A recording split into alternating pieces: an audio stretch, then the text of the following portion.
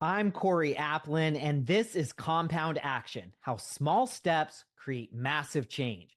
And today, I'm going to be talking about food that has been infected, but in a good way. Fermented foods are foods that have undergone a process of microbial fermentation, where natural bacteria, yeast, fungi break down sugars and carbohydrates in the food, producing beneficial compounds like probiotics, enzymes, and organic acids. The process not only preserves the food, but also enhances its nutritional value and promotes gut health. Fermented foods have a rich and diverse history spanning thousands of years across cultures worldwide. The earliest evidence of fermentation dates back to Neolithic times. The first fermented beverage was likely mead, which was a fermented alcohol made from honey. The Sumerians and Egyptians were brewing beer and making bread using wild yeast fermentation. And then dairy fermentation started around 3000 BC, where people in Central Asia began fermenting milk to make yogurt and kefir, which ultimately helped preserve dairy and improved its digestibility. Sometime around 1000 BC, fermentation became widely practiced. And by the Middle Ages, it was crucial for food preservation, where things like beer, sauerkraut, and fermented meats became really widespread, especially in regions that had harsh winters. Fast forward to the modern era where European explorers were traveling the world, they brought fermented foods like sauerkraut to prevent scurvy on long sea voyages because of its high vitamin C content. And now, in recent decades, there's been renewed interest in fermented foods, particularly for their probiotic benefits, digestive health, and natural preservation. So, what makes fermented foods so special? First and foremost, they improve digestive health by providing essential enzymes and promoting a diverse gut microbiome. They also lead to better nutrient absorption by breaking down anti nutrients like phytic acid in grains that could otherwise block the absorption of minerals. They also lead to better immune function. 70 to 80% of our immune system functions inside of our gut. So it's no big surprise that people that have dysbiosis or problems with the gut microbiome are more likely to get sick, even from common things like the cold and the flu.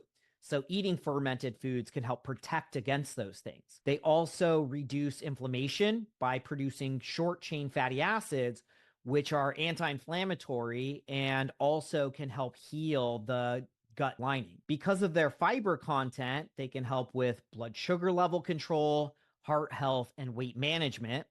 They can improve skin health because skin health is also closely related to gut health, and improve mental health through the gut brain axis connection.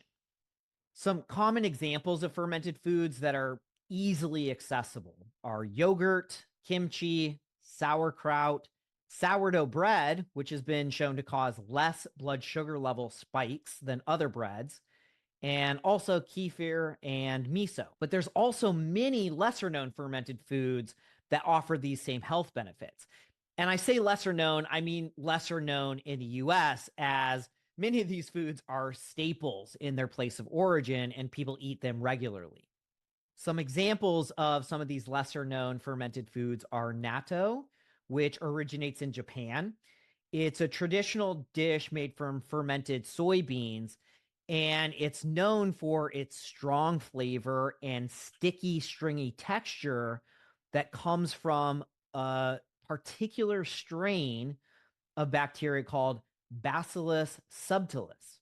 It also contains nattokinase, an enzyme which is really important for cardiovascular health. It helps dissolve blood clots and helps reduce blood pressure. It's also high in vitamin K, which is important for bone health. We also have tepache, which originates in Mexico. It's a traditional Mexican drink made from fermented pineapple rinds, unrefined cane sugar, and spices like cinnamon. Doog from the Middle East is a savory fermented yogurt based drink made with water, salt, and sometimes herbs like mint. And it's really popular in Middle Eastern countries and Central Asia. Gundruk originates in Nepal and is made from fermented leafy green vegetables, most commonly made from mustard, radish, or cauliflower leaves, and is an important part of traditional Nepalese cuisine. Ogiri from West Africa is a fermented condiment made from locust beans, castor beans, or sesame seeds. Poi originates in Hawaii and is made from fermented taro root. It's pounded into a smooth, starchy paste and contains essential minerals like potassium and calcium, which support cardiovascular and bone health. It's also gluten free and easy to digest. And because it's high in resistant starch, which acts as a prebiotic, it also helps in feeding beneficial gut bacteria. Lassi, which originates from India, is a fermented yogurt drink that can be either sweet or savory. They often flavor it with spices like cardamom or cumin in its savory version and fruit in the sweet versions. It's rich in probiotics, which help to balance out gut bacteria and also improve digestion.